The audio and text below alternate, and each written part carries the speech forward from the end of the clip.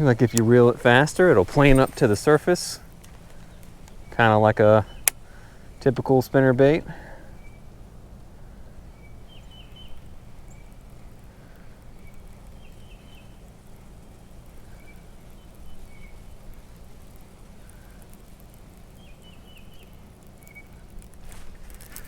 We got a fish, guys. Right in front of us. That's a good one.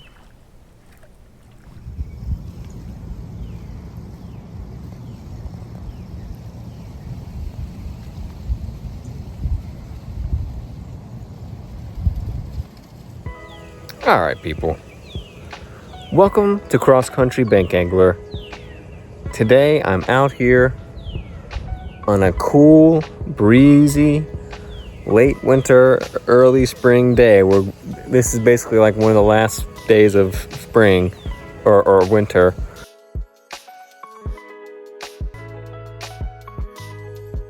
Basically spring. It feels like spring. The birds are chirping, the trees are starting to bloom, the little leaflets are starting to come out. Life is returning to the world, and the fishing has definitely started to pick up. Last week I had a pretty good little session, and yeah, every time I've been going out lately I've been at least catching something. So I thought it was high time to try to explore a new lake today. So that is going to be the goal right now. Here's a little snapshot of it. I scouted this lake out back in the winter. It's got a lot of these little floating grass islands. I don't know what those are for, but it's something artificial that's been put in here.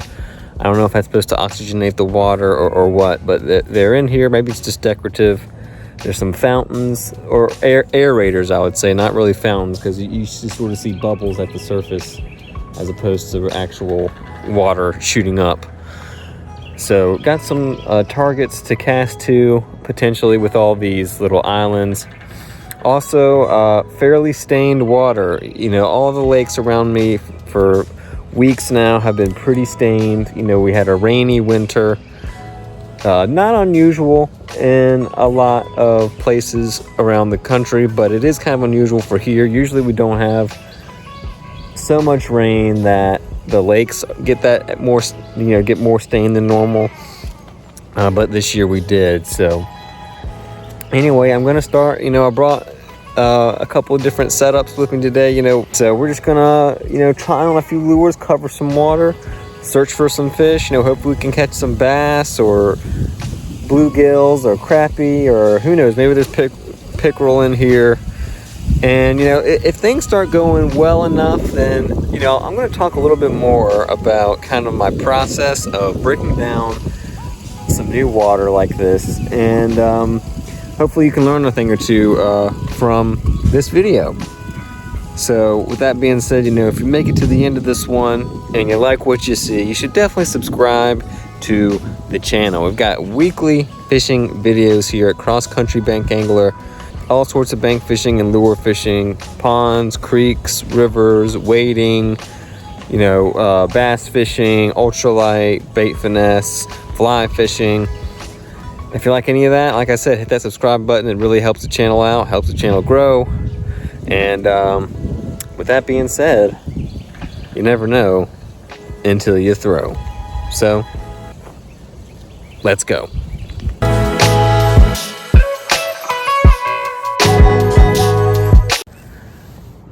All right, people. So before we get started here, I want to talk about the setups that I like to have with me when I'm exploring a new spot like this. So the first one that I try to always bring is an ultralight spinning outfit, guys. This is a 5'6" rod here, 4-pound line, 4-pound mono. Just something that can throw those super light baits if you want to just go finesse. It's great if you've got like really clear water at a place, especially. Always bring your ultralight outfit, guys. Ultralight spinning rod. The next one that I always have with me here is my medium spinning rod. Got 10-pound braid on this one, 7-foot rod, fast action. Probably going to change out the lure on this to something a little more finesse, not this crankbait. But this is for, you know, throwing those kind of in-between sizes, you know, something between 1/8 of an ounce to maybe 3/8 of an ounce or up to 1/2 ounce, just depending. And this is also good for, you know, if you want to use like bass finesse techniques, you know, soft plastic worms or wacky rigs, you know, little jigs, Ned rigs, stuff like that. So good to have that along. That's one of the most versatile setups you can own right there. And then of course, I always try to have a bass, you know, bait casting setup here. This is another 7-foot fast action rod. This is a twin tip rod, this Perigee 2. I really like this rod. I've had it for a while. I've got the medium tip right now, but this is for, you know, your traditional power bass techniques, you know, crank baits, spinner baits, chatter baits, jigs, top waters, that kind of thing. So this is really for targeting those bigger bass, bigger game fish. These are the 3 setups that I always try to bring with me when I'm breaking down a new area. All right, people. So on the bait caster, I rigged up this 10,000 fish cyclebait, and before you ask, no, I'm not sponsored by Carl's Bait and Tackle. I don't know, I feel like this doesn't get talked about very often, but it's a unique take on a spinner bait here. You know, the coupling between, or the connection between the blade and the wire is different here. It's got these 2 rings and a coupler, and it's supposed to just give it a different action from a regular spinner bait. And you know, what I've heard about it, you know, is largely positive. You know, it's just a different look. Big willow leaf on this, gold willow leaf. I kind of wish I had a different color skirt on it, but I think this can still work. I've got a 10,000 fish Yodo worm as the trailer, just a straight tail. You know, lots of ribbing on this. So hopefully this will just be a big presence in the water that can draw in some bass or other kind of bigger game fish, predatory fish. Pretty interesting. It kind of wobbles more than spins. It's almost like a spoon or something. Definitely seems like it should get a fish's attention.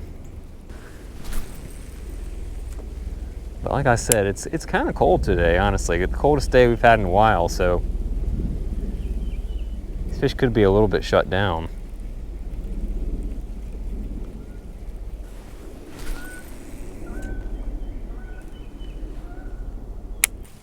Seems like if you reel it faster, it'll plane up to the surface, kind of like a typical spinner bait.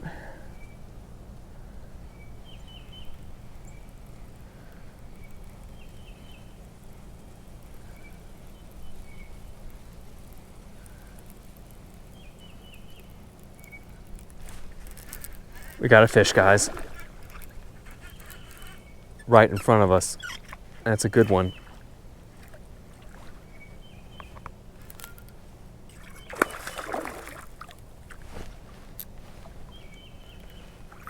That's a good one, guys. On the cyclebait. Oh my gosh, yes. He smoked it, guys. He smoked it. Oh. Oh.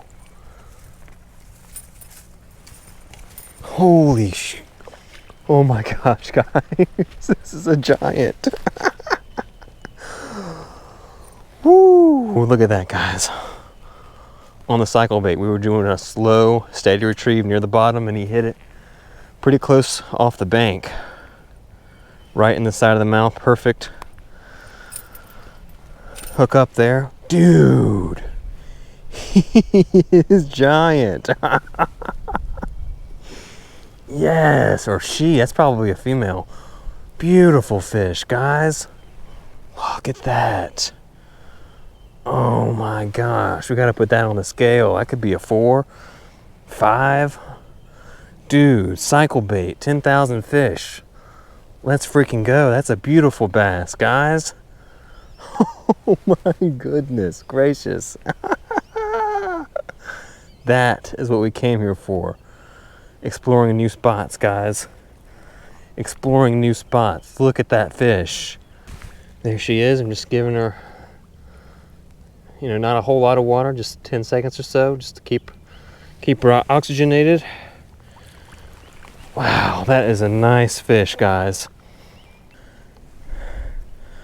5.4, guys. 5.4 pounds. Look at that beast. Fantastic fish. Fantastic fish. All right, people. 5.4 pounder. Exploring a new lake. 10,000 fish cycle bait.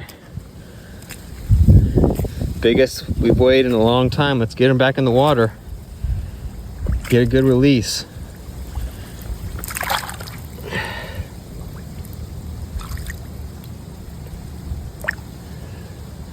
Beautiful fish, guys. Amazing bass. Just amazing. Wow. Freaking giant.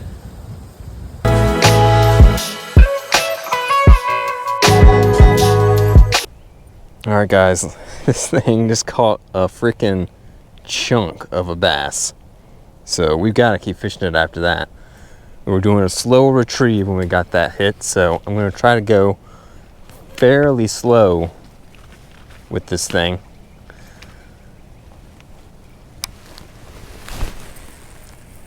Hopefully there's some more that want it. But man, that was a giant.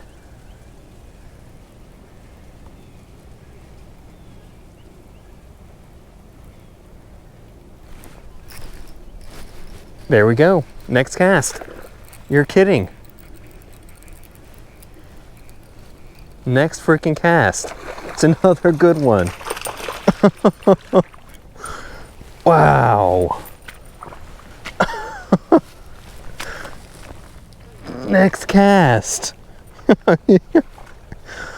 Dude. Next freaking cast. Another good one, guys. Not as big as that last one, of course, but dude, look, that's a healthy one. That's probably 2. I'm liking this lake, guys. Wow, look at that fish. Pretty. We got the scale out. I'm going to throw him on the scale too, just out of curiosity. All right, 0 pounds, 0 ounces.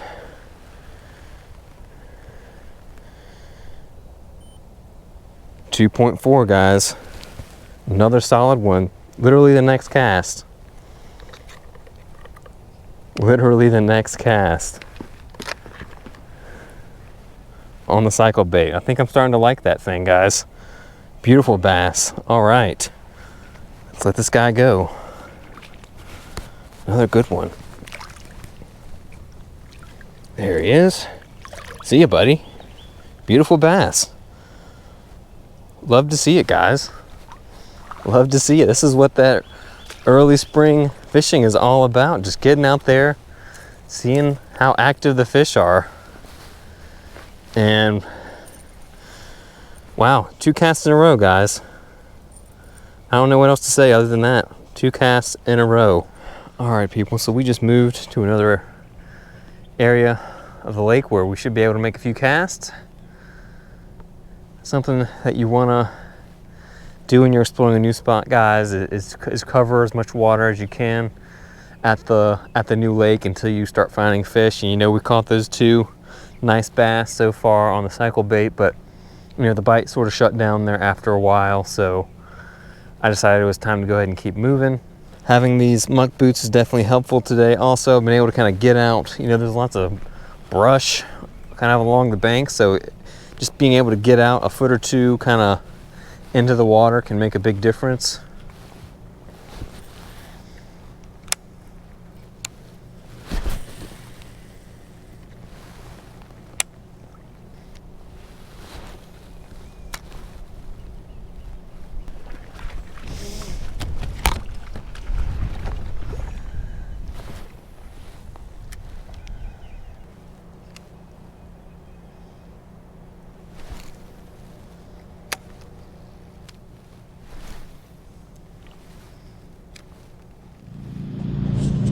Alright guys, so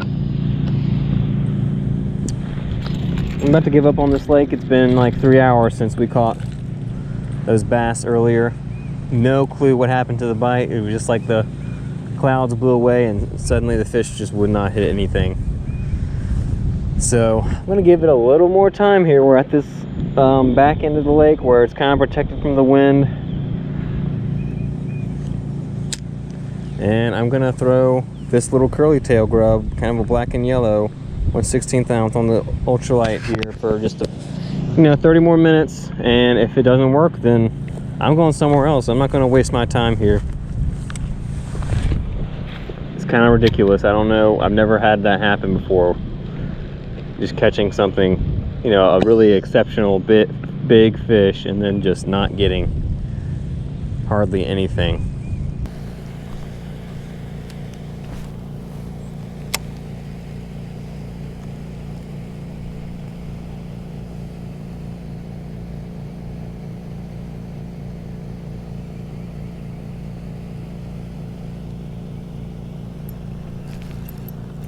There's something, guys.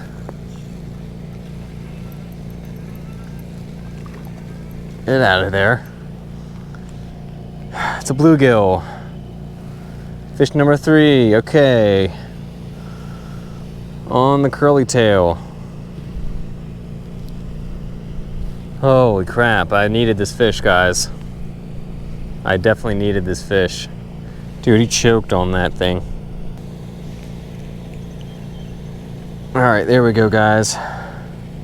It's a bluegill. Far cry from a 5-pound bass. About a 6-incher. I'll take it, guys. I don't know what the heck happened to the bite, but bluegill feels pretty good right now, even after catching a 5-pounder earlier. Thank you, buddy. We appreciate you. Pretty little fish here. Probably a female.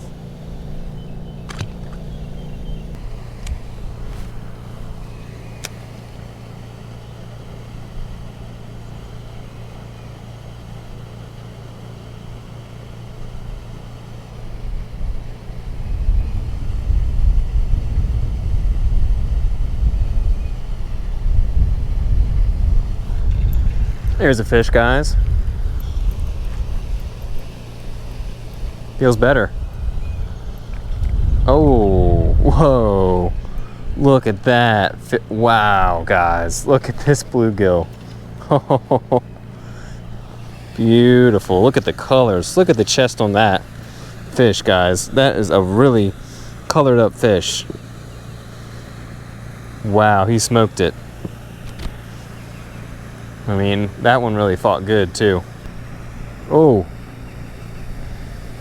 something shot out of his vent there. I'm not sure if that was pea or I don't know. Dude, look at the colors. Look at that. The chest on that fish is almost blood red. I've never seen a bluegill that was so red looking down there. It's usually more of a copper color or a bright orange, but that fish is just stunning, guys. Let me get a picture of that one for sure. Look at the colors. Purple, black spots, blue on the gill, obviously. Some vertical bars here. Fantastic, guys. Beautiful fish, guys. Let's let this one go. This is one of the prettiest bluegill I've caught in years, possibly. Just so colorful.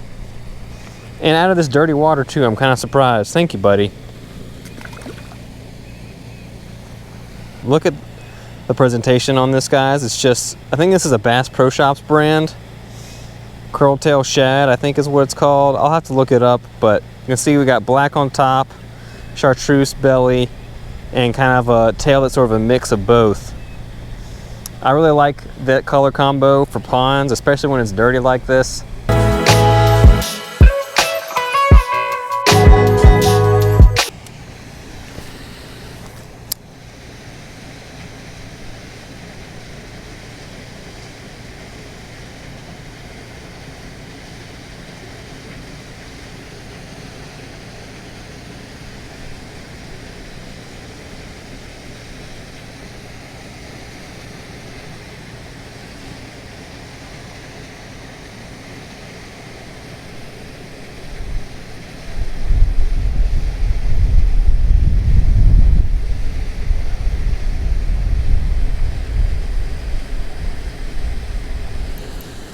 There's a fish, guys.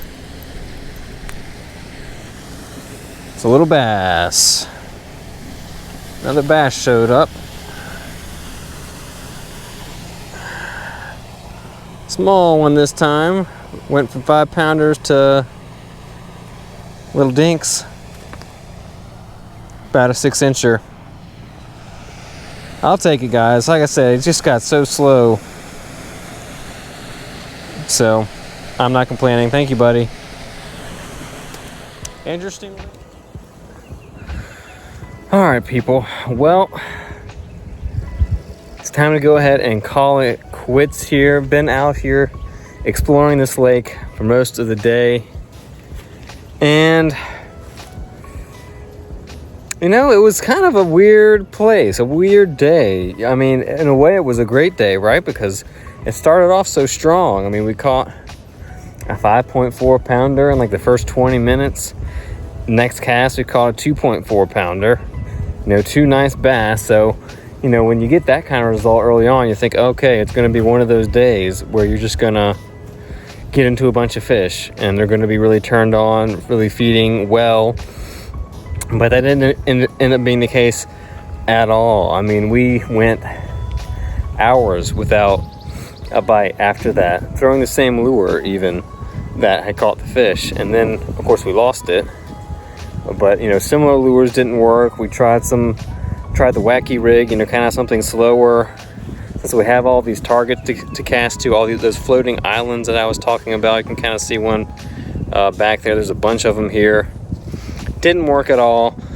The only other thing that worked was that little curly tail grub on the ultralight. Several hours later, down at that kind of the dam area, was not like an insanely good day. I mean, it seemed like the conditions were all right. It was a little chilly, so maybe that really kind of shut the fish down a little bit. But I mean, we had a good breeze going. I don't know. When you're exploring a new spot, you know, some of the, you know, things you can kind of control for are gone, you know, versus somewhere where you're kind of familiar. I mean, after catching the 5.4 pounder, I'm definitely going to come back here at some point.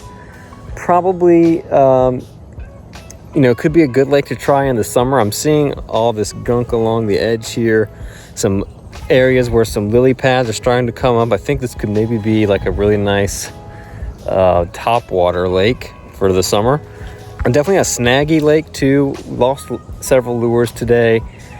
So anyway, so like I said, I want to go over this a little bit, you know, just exploring a new spot. You know, the things I try to do, you know, covering a lot of water, bringing, you know, trying a wide range of different lures, particularly different sizes of lures, you know, having some small stuff, having some big stuff, really relying on the fish to tell you where to go from there. You know, we tried to follow the wind today. That's something I like to do at lakes like this, but it kind of didn't work that well because of all those little islands. Like they kind of blocked the wind at the downwind area. They'd been blown, a bunch of them had been blown over there. It's very unusual for me to catch a big fish on a day when there isn't like a consistent bite going.